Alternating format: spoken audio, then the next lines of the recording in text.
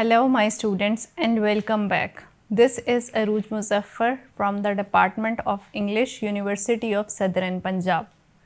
It's so good to have you here, and today we are going to dive into comprehension and analysis of functional English. I will walk you through it step by step. Understanding purpose, audience and context is fundamental to effective communication, whether you are writing, speaking or creating any form of media. These three elements are often referred to as the rhetorical triangle and they are interconnected, each influencing the other. Here is a breakdown concept of each word. For example, purpose. The purpose is the why of your communication. It's the goal you are trying to achieve. Before you begin to communicate, you must ask yourself, what is the main objective of this message? What do I want my audience to think, feel or do after they receive this message? Audience. The audience is the who of your communication. It is the individual or group of people you are communicating with. Understanding your audience is crucial because it helps you tailor your message to be clear, relevant, and impactful. To analyze your audience, you should consider age, gender, education, occupation, and cultural background. How much does your audience already know about the topic? Are they expert, novices, or somewhere in between?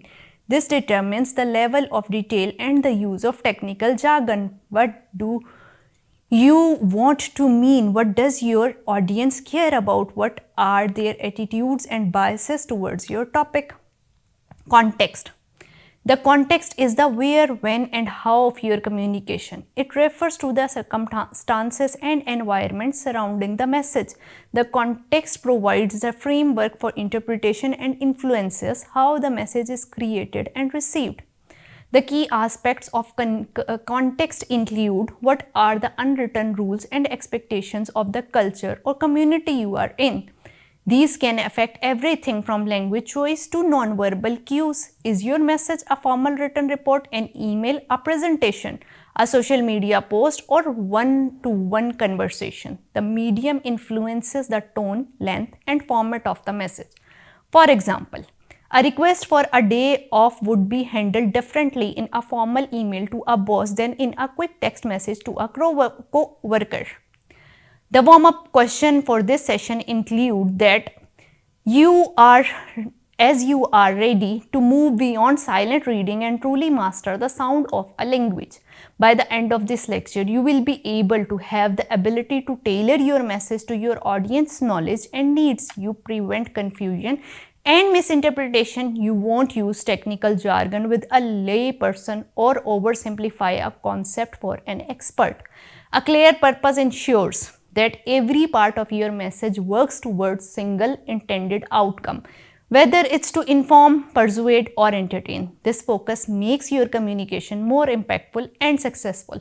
By considering the context and choosing the appropriate medium and tone, you show respect for the situation and the people involved. For example, a formal email for a professional request shows you take the work seriously. You avoid wasting time and effort on a message that won't be understood or will have to be revised. Getting it right the first time is more efficient. In short, these three elements are the foundation of strategic communication.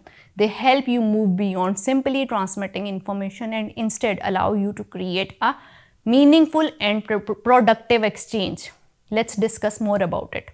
Effective communication is more than just the transfer of information. It is a complex and nuanced process that requires a deep understanding of three core pillars: purpose, audience, and context. These three elements act as the foundational framework for any message, whether written or spoken, determining its content, tone, and ultimate success. By thoughtfully considering why we are communicating, who we are communicating with, and circumstances surrounding the exchange, we can tailor our message to resonate with our intended receivers and achieve our desired outcome. The first pillar, purpose, answers why the fundamental question is being asked. A message can have many purposes, like to inform, to persuade, to entertain, to instruct, or to express. A clear understanding of the purpose is the starting point for all the decisions. If the goal is to inform, the message will prioritize clarity, Accuracy and factual details.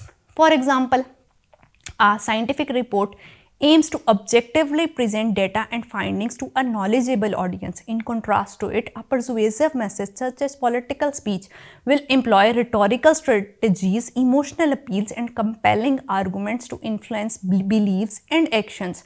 A message's purpose dictates its entire structure and content, from the choice of vocabulary to the inclusion of specific examples or evidence. The second pillar, which is the audience, addresses the who. An effective communicator must analyze their audience to understand their knowledge, beliefs, values, and expectations. This analysis informs every decision about the message. For a highly specialized audience, like a group of engineers, technical jargon may appropriate and efficient. However, the same message delivered to a general public audience would require simplified language and relatable analogies to ensure comprehension. Understanding the audience also involves considering their potential biases or pre-existing opinions on the topic, allowing the communicator to address counter arguments or build a bridge of shared values. The audience is not a passive recipient but an active participant in the communication process, and a message that fails to consider their perspective is destined to fall flat. Finally, the third pillar, context, provides the where and when. Context is a situational framework that surrounds a communication event. This includes the physical setting, a formal conference versus a casual chat, the social or cultural environment, a business meeting in one country versus another, and the historical moment. A joke told at a formal dinner table might be inappropriate, while in the same joke among the friends is perfectly acceptable. Similarly, a message about economic policy will be interpreted differently during a time of recession than during a period of economic growth. Context also includes the medium of communication itself, a text message, an email, or a face-to-face conversation. Each carries its own set of norms and expectations that influence how a message is received. Disregarding context can lead to misunderstandings, offenses, and a complete failure to achieve the communication's purpose. In conclusion, purpose, audience, and context are not separate considerations but an interconnected trio. They form a rhetorical triangle where each element influences and shapes the other. The purpose is achieved through the message designed for a specific audience within a given context.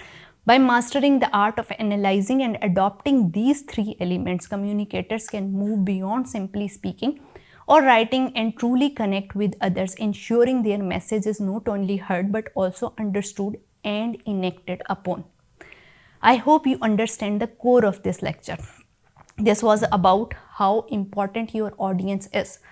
Let's consider it with the help of an example. For example, you are sitting in a class where the majority of the students belong to a medical group, and you start telling the things about the building, their structures, the map, the importance of infrastructure, or things like this. Do the students over there will have the same level of interest? Well, most of the time the answer is no. Students will seldom have that interest which you are expecting, because the students of medical do not understand the terminology that you are describing about that building. They rarely know about the infrastructure and its importance, while the same lecture, if it is delivered in the class of civil engineering, carries a totally different aspect. The student who has a great interest in architecture, even art, or even civil engineering projects, he will understand it more appropriately, or even if he is not understanding, he will have a more margin of taking the interest into the concept. And basically, the speaker's job is half done when he is successful in raising the interest of his listeners into his topic. So basically, we need to take care of the interests, age, gender, previous experiences, and the subject that the speaker is about to ask on.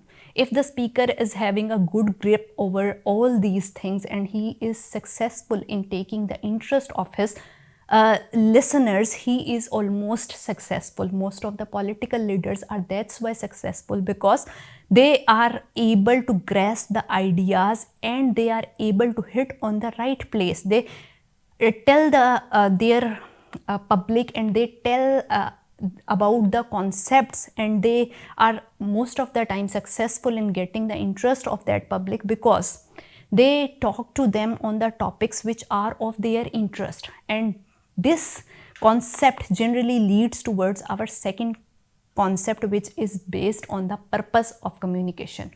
Like if we are clear about our purpose of communication, we can be very successful in convincing our audience to be attentive towards us. In the same way, if our language is simplified, serious, or even if we are adding jokes in our language, we can be successful only if we are considering the values and the understanding of our audience. For example, to the elders or to those people who are very professional and formal in their understanding, they may understand a joke very inappropriate one if it is in contrast to some cultural value or the things they previously know about it.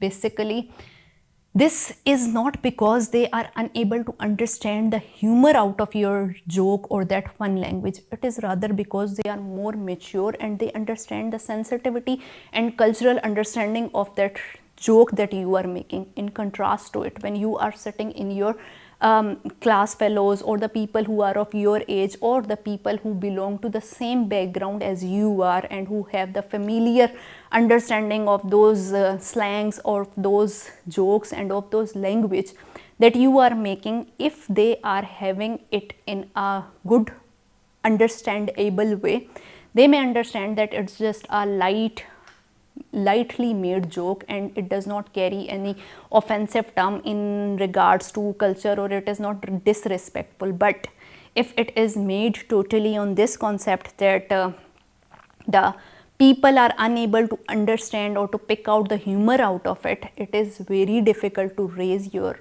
interest or the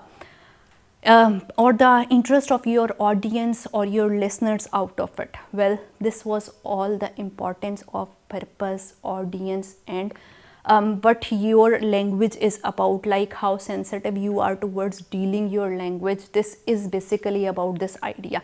If you are not dealing with your language in a sensitive way, it means that you are unable to give the concept or to give your mind or your heart the voice that you actually intend to give. So basically, you should pay a very large amount of your attention onto this concept that if you want to be a good speaker, you first have to be a very good listener, and then you have to be a very good observer. If you are a good observer and a very good listener, only then you are able to know what is expected from your side as a speaker. And if you are able to grasp the idea that what your listeners want you to speak about, then you are always successful in handling and getting the idea what is it about and what your audience wants from your side. I hope this is understandable to you, and let me know if you have any query or if you get any question out of it. There is a fun activity that I am suggesting you, and it is that you are going to observe at least 3 people or 3 speakers to whoever you are meeting. That can be any social media influencer, any anchor on TV, or any person whom you meet in your daily life. You can observe their pattern and you can know what is their pattern and what is their method of speaking and how successful they are in getting the idea that you are making. And out of this activity, you have to mark the notes that what are the qualities that made a speaker's language so successful, and in the same way, what are the points that make his language not successful. Thank you so much. Be with me for your next session.